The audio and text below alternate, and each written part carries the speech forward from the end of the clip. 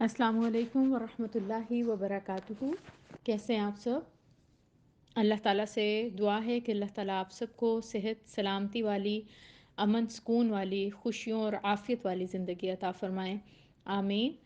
آج الحمدللہ ہم سورہ مبارکہ نئی سٹارٹ کرنے جا رہے ہیں، سورہ الزلزال، اور آج ہم اس کی انشاءاللہ تعالیٰ پہلی آیت کریں گے۔ سٹارٹ کرتے ہیں۔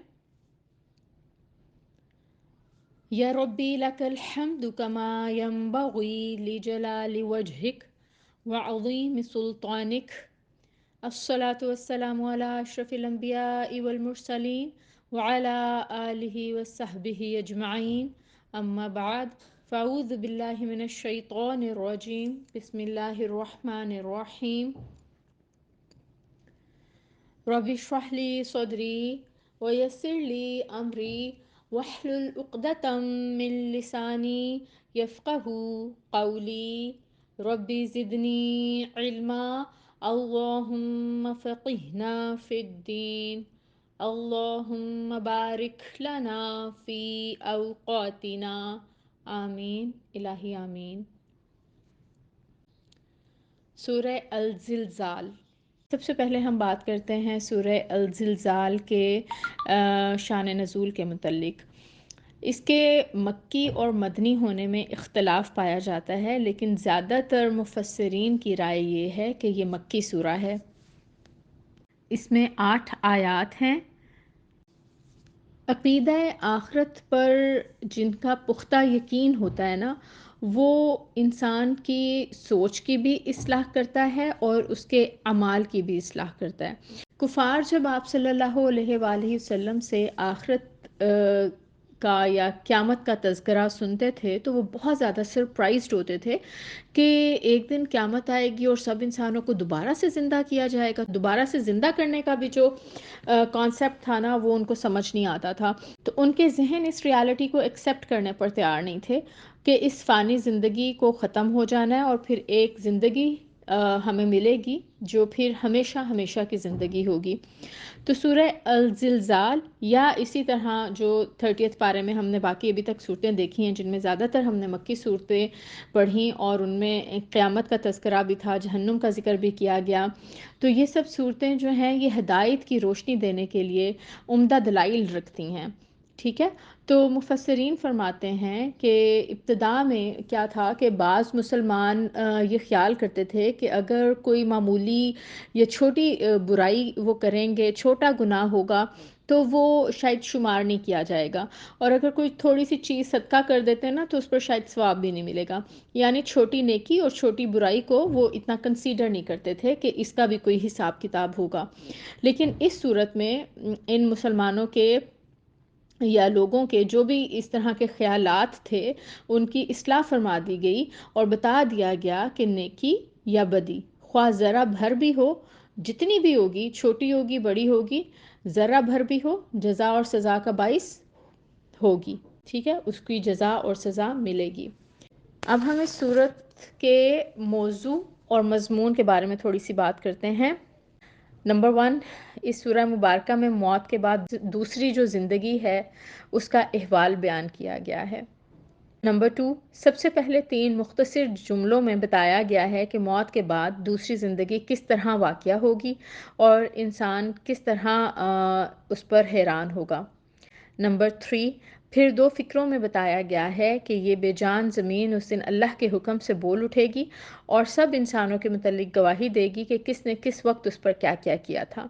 نمبر 4، زمین کے گوشے گوشے سے انسان گروہ در گروہ اپنی قبروں سے نکل نکل کر آئیں گے تاکہ ان کو ان کے اعمال دکھائے جائیں۔ نمبر 5، پھر یہ بتایا جا رہا ہے کہ جو ہیومن اکاؤنٹیبلٹی ہے نا، جو اعمال کی پیشی ہے، وہ ایسی مکمل ہوگی، ایسی ڈیٹیلڈ ہوگی کہ کچھ بھی مس آؤٹ نہیں ہوگا، چھوٹا چھوٹا ذرہ ذرہ شمار کیا جائے گا۔ بڑی بڑی نیکیاں، بڑے بڑے گناہ تو ظاہر ہے شمار ہوں گی، لیکن چھوٹی سے چھوٹی نیکی اور چھوٹے سے چھوٹا گناہ خواہ ذرے کے برابر ہی کیوں نہ ہو، وہ شمار کیا جائے گا۔ اب ہم آتے ہیں آیات کی طرف۔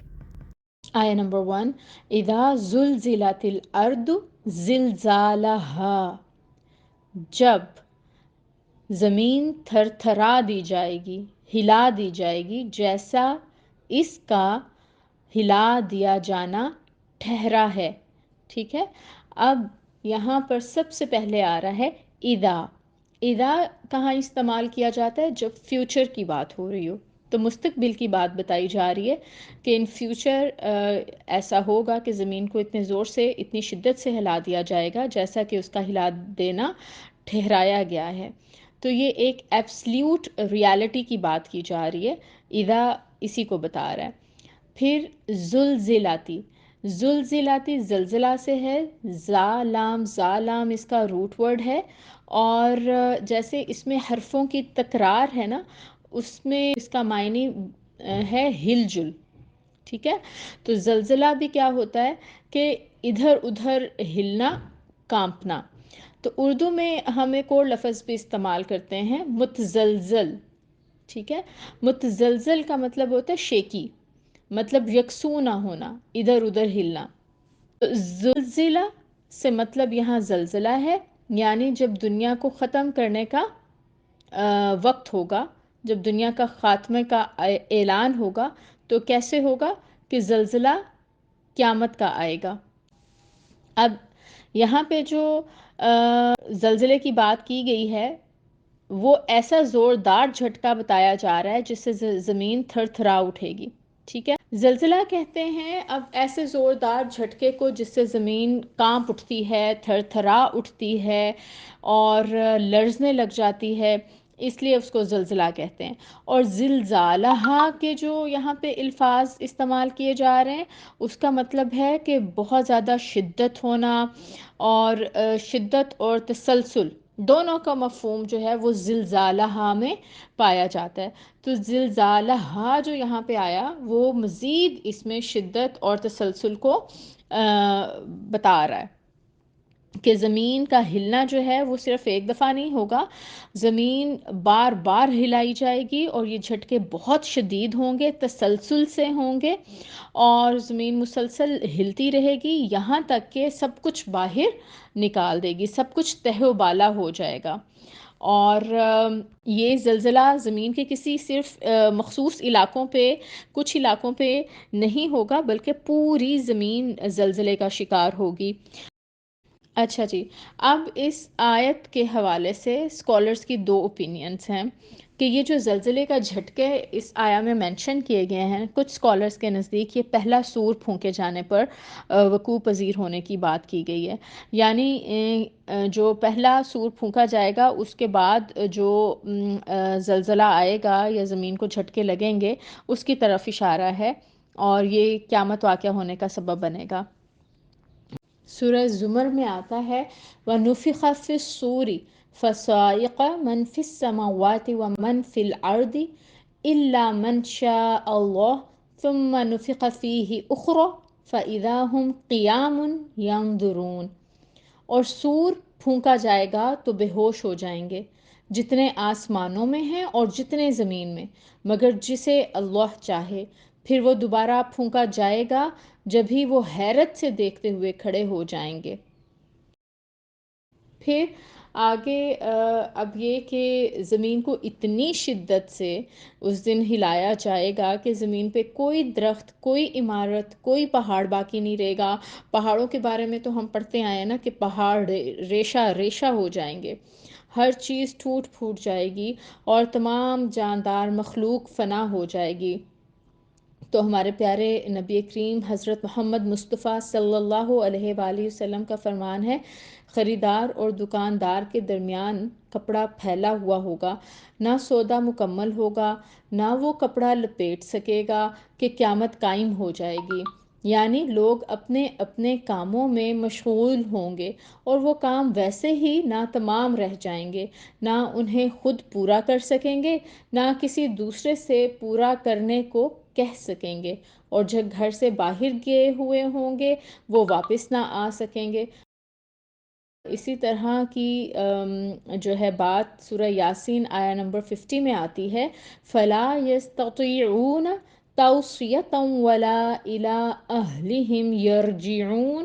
تو نہ وصیت کر سکیں گے اور نہ اپنے گھر پلٹ کر جا سکیں گے یا جائیں گے۔ تو اللہ تعالیٰ نے اس دن کی ہولناکی کو قرآن پاک میں سورۃ الحج میں بھی بیان فرمایا ہے، اور وہاں پر آتا ہے یا ایہا الناس اتقوا ربکم ان زلزلۃ الساعۃ شیء عظیم، اے لوگو اپنے رب سے ڈرو، بے شک قیامت کا زلزلہ بڑی سخت چیز ہے۔ اچھا، ابھی ہم نے پڑھا کہ کچھ اسکالرس کہتے ہیں کہ یہ پہلی دفعہ سور پھونکے جانے کا ذکر ہو رہا ہے، اور پھر جو زلزلہ آئے گا قیامت کا اس کی بات کی جا رہی ہے۔ دوسرے اسکالرس کا کہنا یہ ہے کہ یہاں پہ دوسری بار سور پھونکنے کے وقت جو زلزلہ آئے گا نا، اس کا ذکر ہو رہا ہے، کیونکہ یہ بات بعد کی جو آیات اس سورہ مبارکہ میں آ رہی ہیں ان سے اندازہ لگایا انہوں نے۔ تو اس زلزلے سے جو اونچی نیچی زمین ہے، زمین کے اوپر نشیب و فراز ہیں، ان سب کو ختم کر کے اس کو ایک ہموار میدان بنا دیا جائے گا۔ پھر اس ہموار زمین پر میدان محشر قائم ہوگا۔ ارشاد باری تعالیٰ ہے سورہ طٰہٰ 106 107، فَيَذَرُهَا قَاعًا صَفْصَفًا لَا تَرَىٰ فِيهَا عِوَجًا وَلَا أَمْتًا، وہ زمین کو نہایت ہموار صاف میدان کر دے گا اور تو اس میں کچھ بھی اونچا نیچا نہیں دیکھے گا۔ اسکالرس لکھتے ہیں کہ یہ مقام فکر ہے کہ قیامت والے دن اللہ تعالیٰ ظاہر ہے زمین کو ہلا دیں گے، اور قیامت ایسا ایک واقعہ ہے کہ اس کی ہیبت سے یا اس کے اثر سے آپ کہیں کہ زمین جیسی بے جان اور جامد چیز جو ہے وہ کانپنے لگ جائے گی، تھر تھرانے لگ جائے گی۔ تو انسان نہیں سوچتا کہ قیامت اتنی ہولناک ہے، تو قیامت کے ذکر سے تو اس انسان کے دل کو کانپ اٹھنا چاہیے، اور اگر یہ نہیں کانپتا تو پھر لمحہ فکریہ ہے۔ اگر نہیں کانپتا تو اس کا مطلب یہ ہے کہ ہمارا دل جو ہے وہ مردہ ہو چکا ہے، اور اسے خوف خدا اور آپ صلی اللہ علیہ وآلہ وسلم کی محبت کے ساتھ ہمیں زندہ کرنا ہے۔ اللہ تعالیٰ سے دعا کرتے ہیں کہ اللہ تعالیٰ ہمیں آخرت کا ویسا ہی ڈر عطا فرمائے جیسا کہ ایک مسلمان کو آخرت کا خوف ہونا چاہیے۔ اللہ تعالیٰ ہمیں اپنی خشیت اور تقوی عطا فرمائیں، آمین۔ سبحانک اللہم و بحمدک، اشہد ان لا الہ الا انت، استغفرک و اتوب الیک۔ السلام علیکم ورحمۃ اللہ وبرکاتہ۔